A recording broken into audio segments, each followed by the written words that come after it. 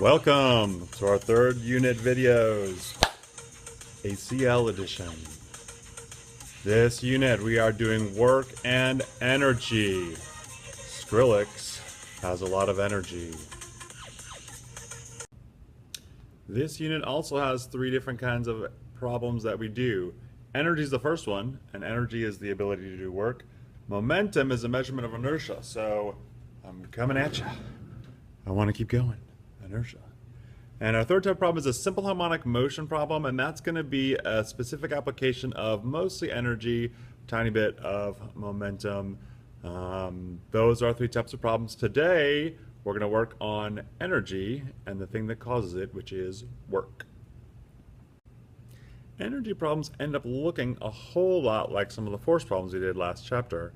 Last unit. And sometimes we get to choose, actually, whether to use forces or energies, and we use either one. If we have that choice, many times we like to choose energy over forces because energies are all scalars. We know we like scalars a little better because you have to do less sine and cosine. We know the trig is not our favorite thing, and so the less that we can have to do, the better. Also, energy ends up being easier because you always use the same equations. We don't have to actually choose equations every time. We're going to use the same one over and over and over again, so it ends up being a little easier that way.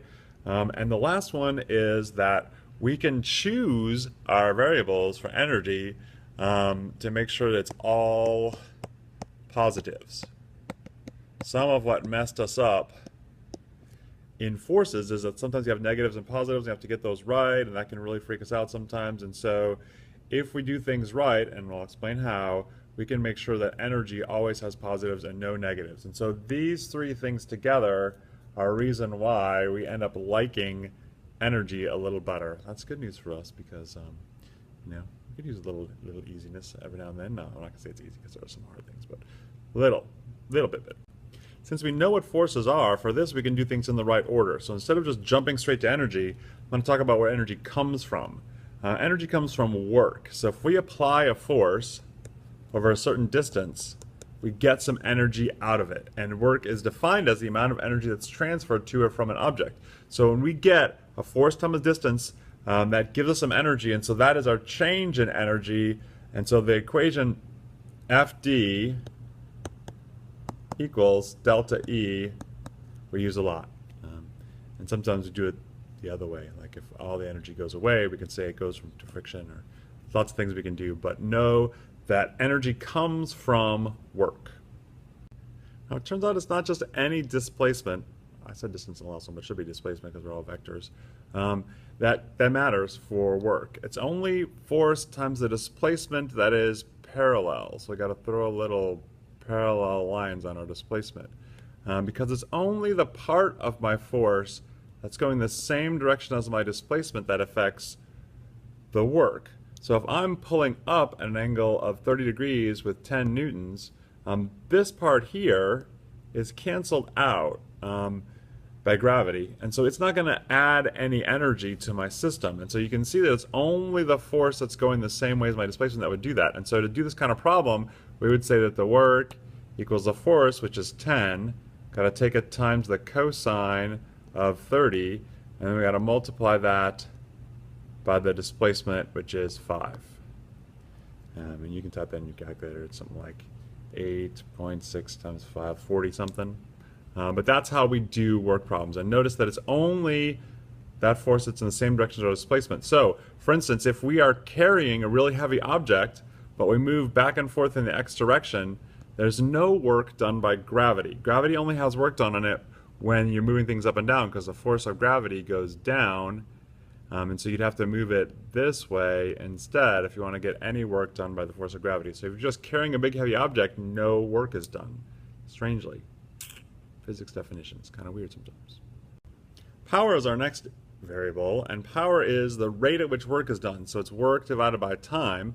And this is what appears on your energy bills all the time. So you see watts here. That's what power is measured in. It's joules per second. And notice that your bills say that they're kilowatt hours, if you ever look at your bill.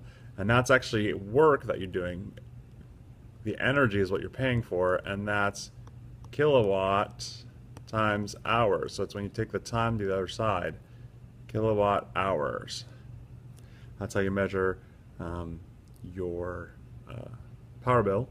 But power is basically just how much you use per second. And so a lot of times they'll say your power is 50 watts and you have 50 watts going for 3 seconds. How much energy is given off? And so you just multiply power times the 3 seconds, and that gives you the work. And this is over a long period of time. We also have an equation down here for the instantaneous power. And a lot of times we set this one, force times V, is how much force is applied while you're going at a certain speed, and you can set that one equal to the other one, which is work over time. And a lot of times set them equal because of both equations for power. So this slide is the real meat of this chapter. It's finding different energies. And just like with forces, we have a gravitational energy. This time it's mgh, because remember that energy is force times distance. Mg is our gravitational force. H is how much we're moving it up and down. Remember that only up and down will give us some energy. And so mgh is our gravitational energy. Notice that this g here is not a negative number. G itself is positive. We only make it negative if we've set our x and y directions in certain places. For this, we have to set a 0 point for our problem because all our heights have to be measured from a certain place. The lowest point in the problem is usually what we do it. So if we have an object up here and it's going down to the ground, we usually set our 0 point to be right there. So if we say it's 5 meters up at the beginning, it's going to have a height of 5. Let's say it has 1 kilogram. And so our EG would be 1 times 9.8 times 5, or we can use 10 actually because it's the AP test. We could just say 10 times 5 or 50 joules. Notice energy is measured in joules. That's our measurement for all of our energies and for work. And so gravitational is pretty easy. Sometimes you want to set the ground to be your 0 point. If it doesn't even make it that far, if everything's measured from the ground, a lot of times that's 0 point. But you must set a 0 point and measure every height in the problem from that. Kinetic energy is the energy associated with motion, and so it's 1/2 mv squared. The faster you go, the more energy you have for that. And our last energy we really do is spring energy. It's 1/2 kx squared. Remember, that's with a spring, and this is our unstretched length, and if we pull it over some amount x is the amount you change it. X is not the length of the spring, it's how much you push it in or pull it out, and then you can find that energy. Our formula sheet doesn't use EG, EK, ESP. I like to use them because they're all energies, but your constant sheet calls this U sub G, this one K, and this U sub S. And so just so you can figure out what they are on that sheet, if you can read my handwriting. That's not doing good. U sub G, K, and U sub S, just so you can find them. I know, Coke is the evil empire, but I have a soft spot in my heart for Coke. My parents never let me drink Coke when I was growing up, except when I was sick. And some doctor at some point told my mom that if I had an upset stomach, Coke would make me feel better. And so every time I stayed home from school, I got to drink as much Coke as I wanted to, and it made it really special to me. And so we're starting our snacks this time with Coca-Cola. And along that, we're going to do drinks for this entire time. I want you to listen. I definitely go with Mexican Coke, not just because when I went there as a kid, my parents let me drink as much Coke as I wanted to because you could get dysentery from the water. That's part of it, but also because it uses real sugar and it tastes a whole lot better than that horrible high fructose corn syrup. So here we go. This is my favorite sound. Ah, it's a nice sound. On to some Coke and some physics.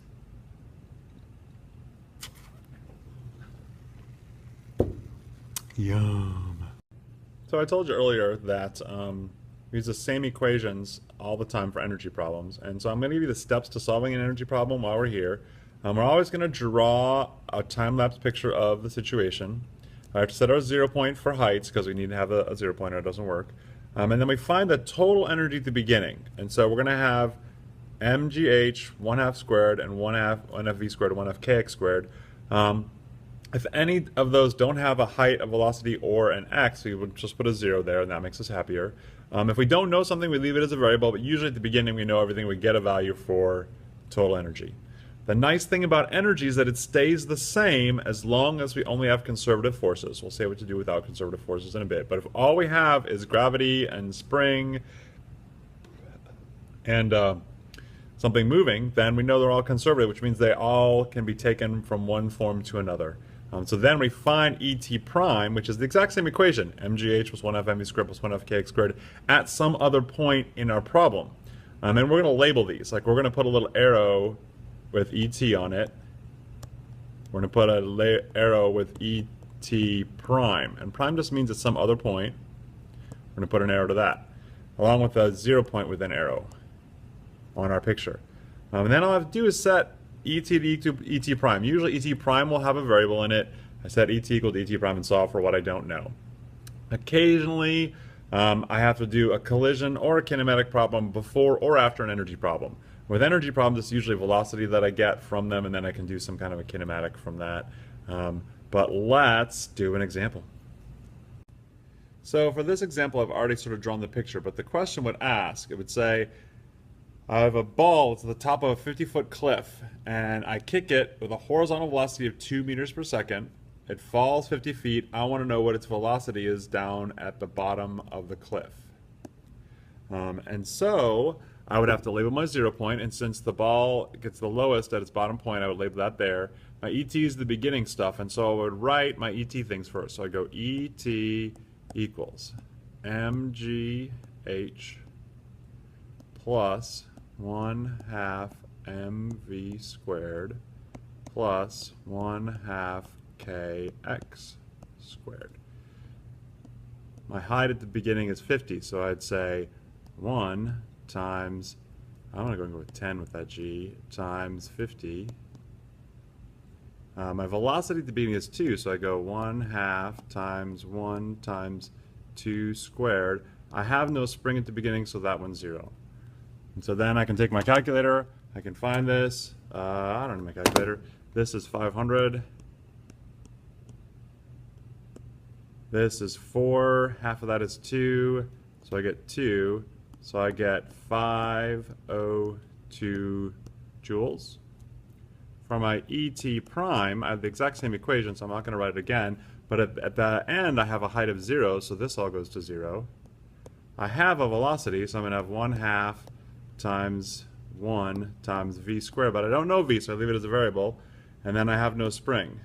So I end up saying that 1/2 v squared equals ET prime. And so then the basic idea of this is I can set these two equal to each other. So I set ET equals ET prime because the energy at every point is the same, and I say 502 equals 1/2 v squared. So then I take 502 times 2, square root of answer, and I get that the speed is 31.68. V equals 31.68 meters per second. Pretty easy, really. Same equation for both parts. Plug in your numbers, set them equal to each other. Of course, once you say something's easy, it gets a little more complicated. We'll talk about some complications in class, but this is the basic problem we have over and over again in this chapter. Quick graphing aside.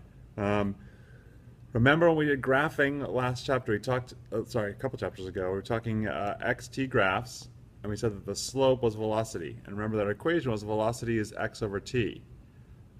Notice something though, if we have something, an equation that looks like that, which is power equals work over time, and we want to find what power is on a work time graph, since this was x over t, this is w over t, we can use this graph and find the slope to find power. Essentially, any time we have one variable over another, we can use the slope of that graph to find it. And similarly, when we had a VT graph and we're going backwards to x, we found the area. Notice x was two numbers multiplied by each other. So now we have work equals force times distance. So if we have a force distance graph, the area underneath that graph is going to be work. So if we have simple equations that are either division or multiplication, we can always find values from the graph. If it's a division, we use slope. If it is a multiplication, we use area.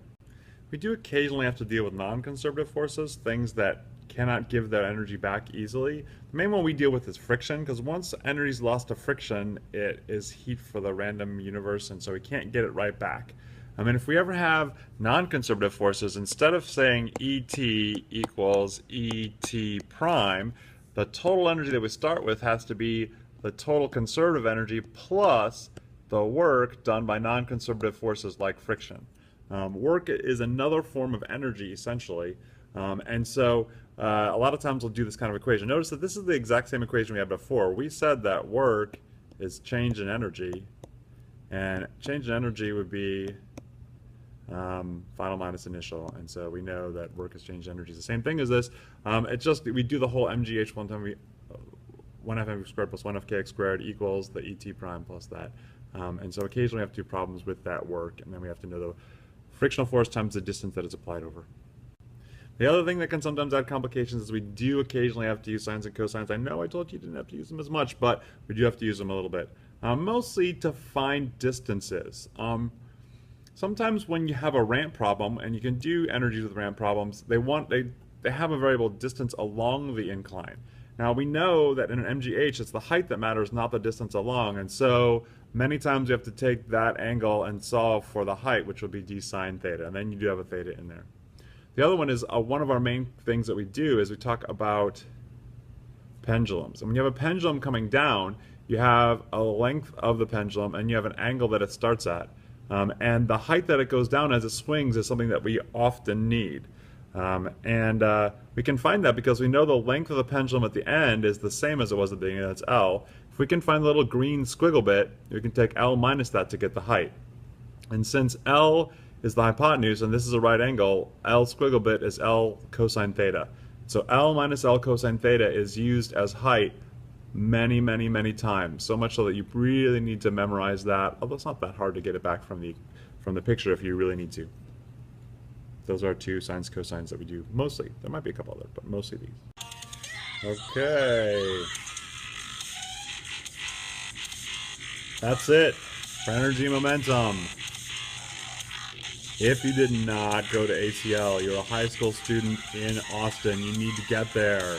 You need to see Skrillex. You have another weekend. Scalp tickets. Do something. Get there. It was really, really fun. You should go. Put 2 questions down. Put 2 comments down. Put something in the discussion. Show me you watched this video. Tell me what kind of hat this is. I will see you in class.